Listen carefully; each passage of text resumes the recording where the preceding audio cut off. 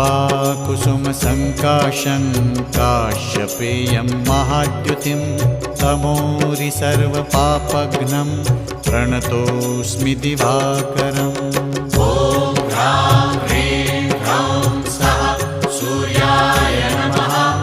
ॐ ह्रां ह्रीं ह्रौं सः सूर्याय नमः।